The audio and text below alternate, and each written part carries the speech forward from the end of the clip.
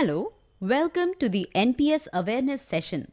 Today we would like to answer few of the frequently asked queries pertaining to government subscribers. We have selected these questions that came up during our presentation in various awareness sessions we conducted. The questions have been arranged in a sequential order. For your convenience, we have also shown these questions on the screen.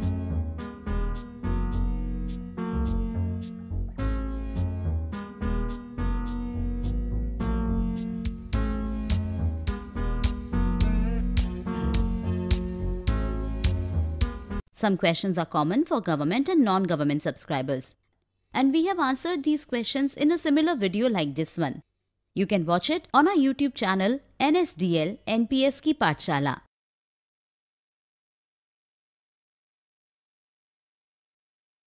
Sir, shall we begin? Sure. So this is the first question. Subscriber says, I haven't received my PRAN card. How can I get it? Government subscriber must be aware that for any government employee, while joining the service, the NPS account opening form is filled as a part of joining formalities. DDO authorizes this account opening form and send it to their higher office, that is PAO or Pay an Account Office, or DTO, that is District Treasury Office in case of state government, for further processing. PAO verifies and authorizes the form and it is sent to CRA for PRAN generation. After receiving the form, CRA generates your PRAN and dispatches your PRAN card to you within 10 days. And the information of your PRAN generation is shared with you through alert. CRA sends your PRAN card to your PAO. PAO further sends it to your DDO so that they can distribute the PAN card to the subscribers. Also, CRA sends an alert To the subscriber the moment PRAN card is dispatched, through which you can track your PRAN card dispatch status. What I mean to say here is, when you submit the form to your office, you are expected to receive your PRAN card within 15 days.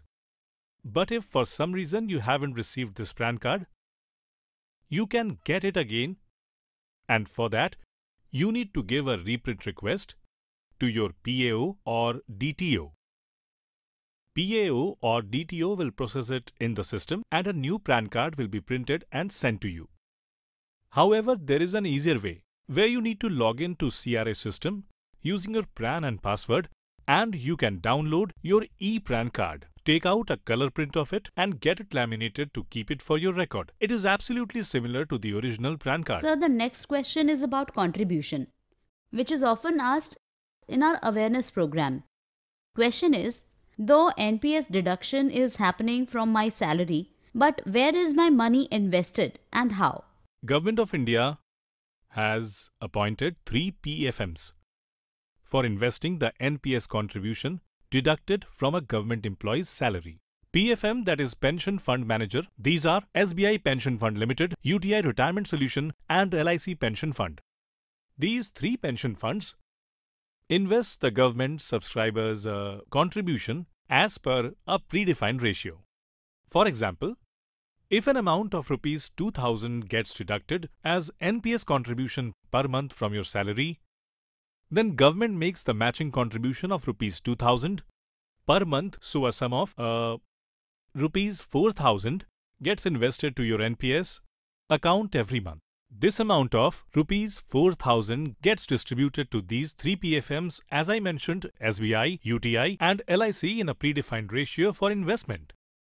And these PFMs have been instructed to invest minimum 85% of the NPS contributions, which they are receiving for investment in fixed income securities, which means government securities, corporate bonds, etc. And maximum 15%, I repeat, maximum 15% can be invested in equity and equity-related instruments. Sir, the next question is very interesting, in which the subscriber writes, as of today, a sum of rupees 2000 is deducted from my salary for NPS and my age is 30 years. So how much pension will I get post-retirement and what needs to be done for it? Rashmi, you must be aware that this question is asked in every program. So, look, your pension amount depends upon your NPS corpus and the pension plan chosen by you at the time of retirement. The more your corpus is, the bigger will be your pension. And in your case, the amount of rupees 2000 deducted from your salary and government's matching contribution of rupees 2000 makes 4000 being invested in your NPS. So now if you see rupees 4000 every month, and since your age is 30 years, so you will remain in service for the next 30 years. So these rupees 4000 will get invested every month for the next 30 years. With an approximate returns of 8%, though NPS has given 10 to 12% return. But we will consider a moderate return of 8%. So with just 8% return, your amount will be more than 50 lakh in 30 years. If you utilize this entire amount of rupees 50 lakh to buy pension, then you will get a pension of rupees 26,000 approximately per month. We are looking at rupees 2000 being deducted from your salary, but in 30-year span, you are likely to get a promotion and many increments. So considering that, your NPS contribution will keep on growing too. So you yourself can estimate how much corpus is likely to grow in 30 years and how much pension you will get on the accumulated corpus. And the process for getting the pension is very easy. At the time of retirement, you will have to fill the withdrawal request form and submit it to your office, and the office will process this form and initiate online withdrawal request. Your pension will start immediately upon the initiation of withdrawal request. In another video, we have discussed in detail about the various pension plans available for the NPS subscribers and the amount of pension you can get from them, which is available on our channel. So I request you, please watch that video in order to get the answers of all the questions you have regarding pension. So you will get all the answers in that video. So the next question is related to NPS statement, in which the subscriber writes, I have received the NPS statement, but it doesn't show the deductions for a few months. Why is it so? Rashmi, we have discussed about NPS architecture in our presentation. As we said that NPS architecture is unbundled architecture, which means that every entity has been allotted the work according to their capacity and expertise. And according to that architecture, the responsibility of contribution upload lies with your nodal office. You must be aware that DDO prepares your salary bill every month, which contains information of the salary being paid to all government employees and the deductions being made from the salary. They prepare this salary bill and send it to their PAO or DTO for further processing. PAO makes NPS deductions from your salary on this basis and uploads that information in our NSDL CRA system. Along with this, they deposit your contribution amount in the trustee bank. We need to understand that till these two processes are not completed by your office, the credit of your contribution will not show in your account.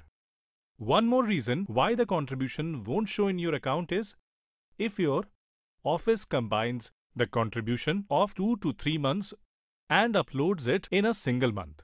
It may happen that you won't find its month-wise entry in your transaction statement. Or if the contribution of any month is uploaded as an arrear, then the entry of this will not be shown as regular contribution in the subscriber's transaction statement.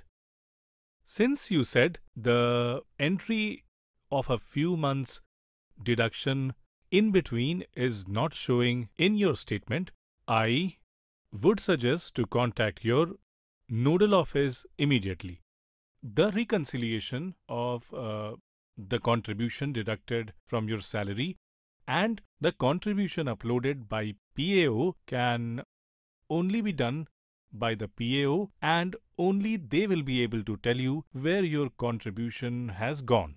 Whether PAO has uploaded it, if it's been uploaded as an arrear, or clubbed the contribution with any month and uploaded it. As a subscriber to monitor the contribution credit, we send you an SMS alert. The moment your contribution is credited, we send you an SMS alert.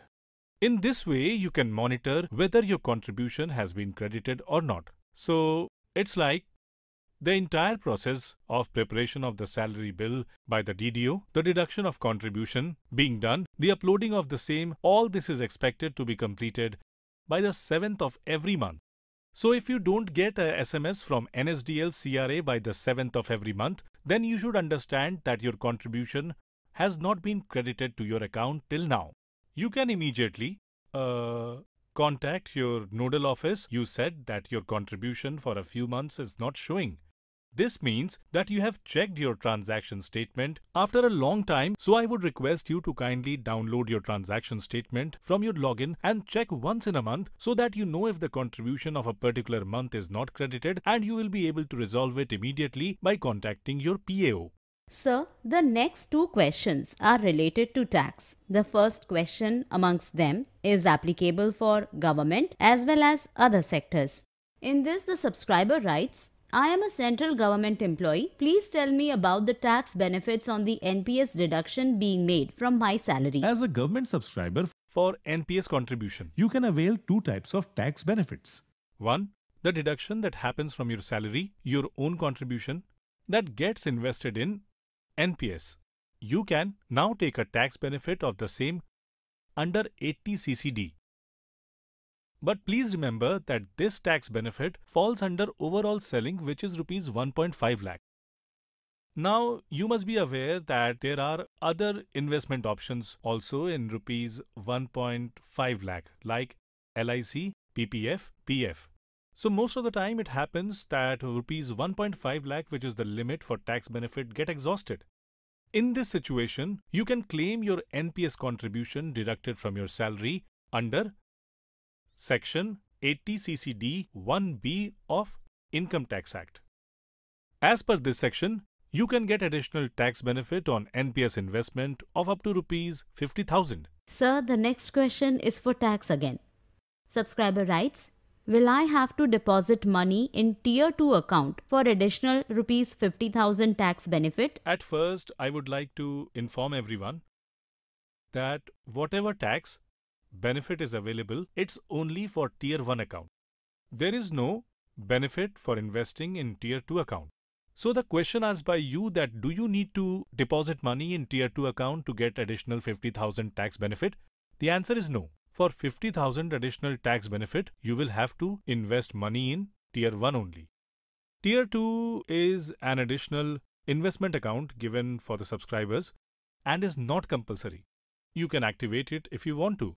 It acts exactly like mutual funds in which you can deposit and withdraw money at any given point of time. So regarding investment in Tier 2 and about the procedure to open Tier 2 account, we have a detailed discussion in another video which is available on this channel, which I again request you to watch. How can I update my mobile number and email ID in my NPS account?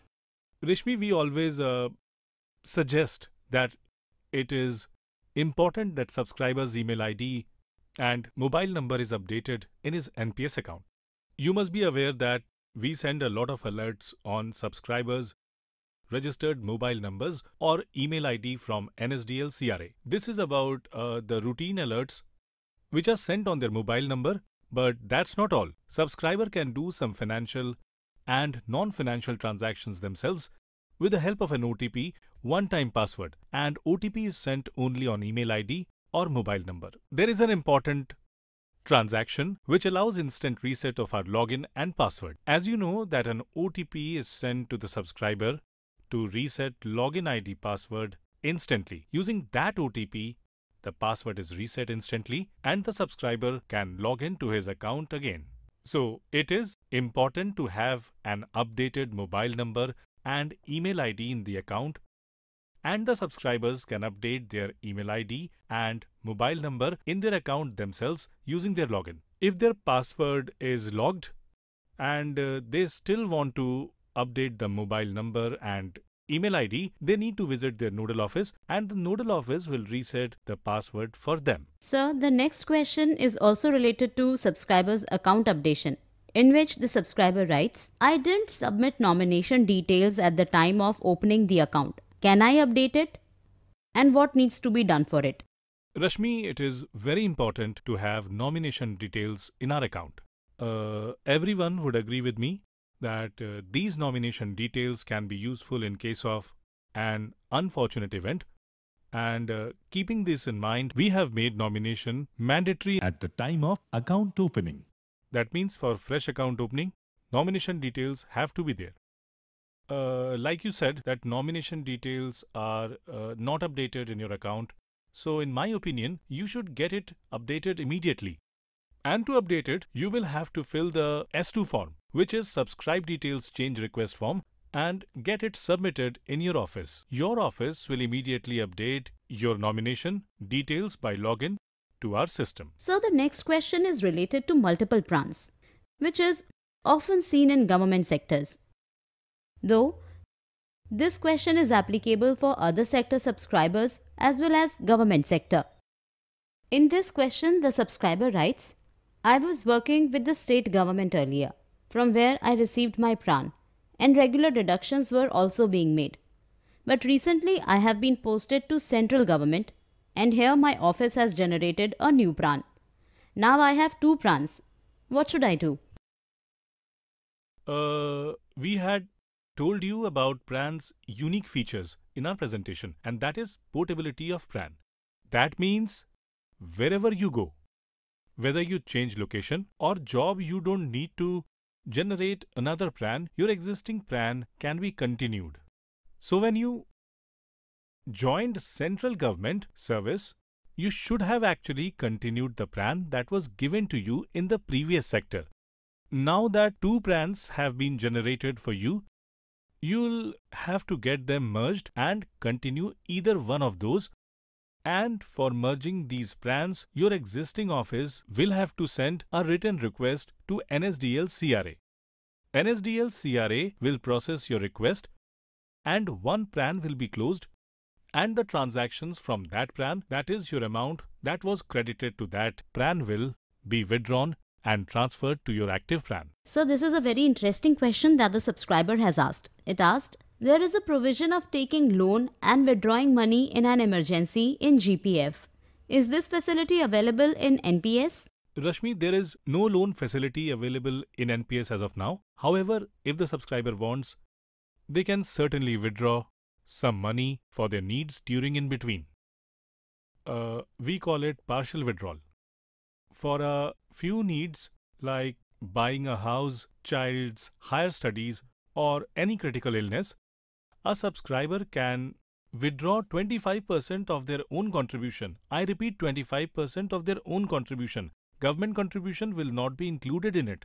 So you can withdraw 25% of your own contribution for these needs, and you can do it 3 times in your total tenure. This entire process is online.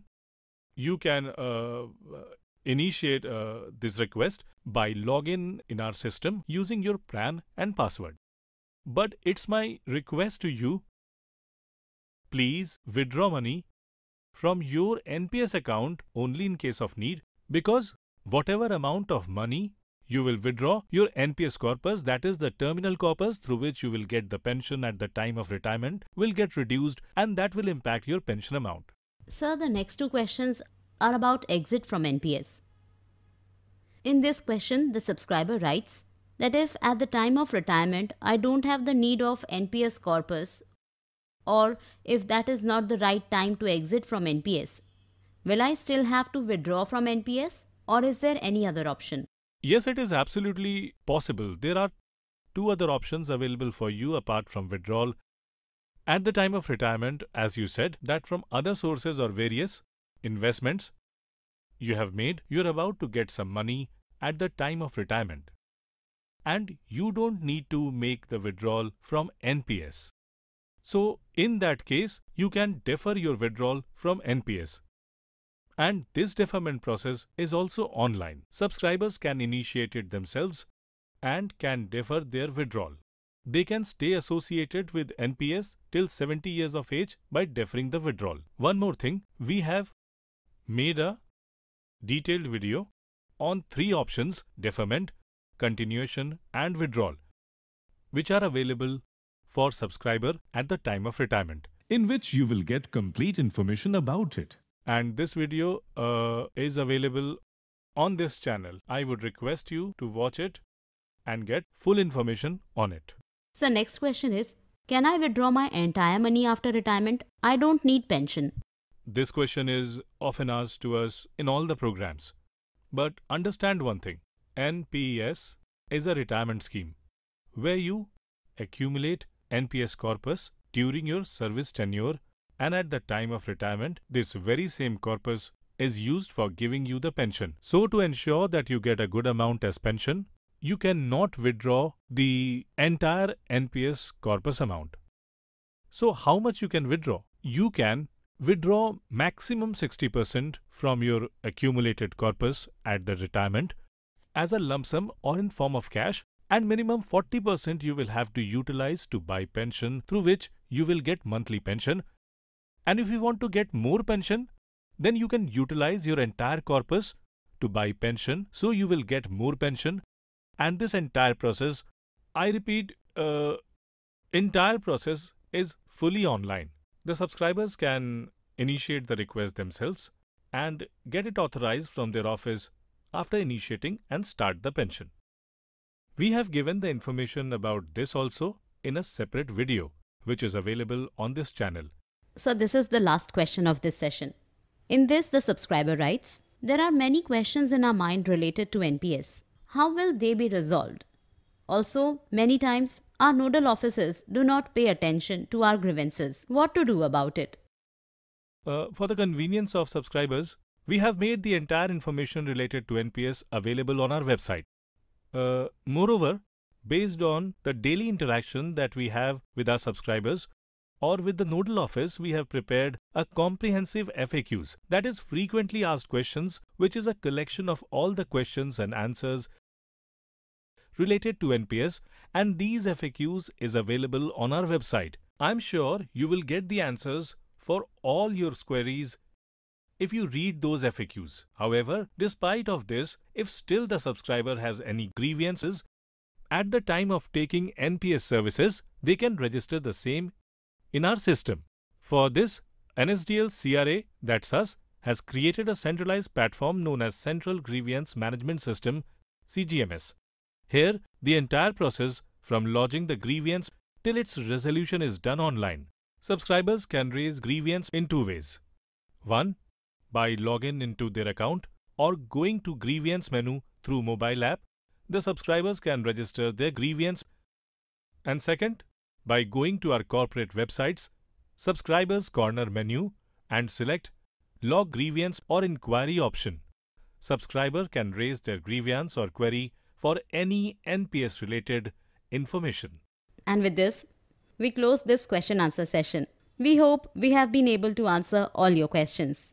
Still, if you have more questions related to NPS, you can go to our website and ask questions in Subscribers Corner. We will be glad to answer your questions. Thank you.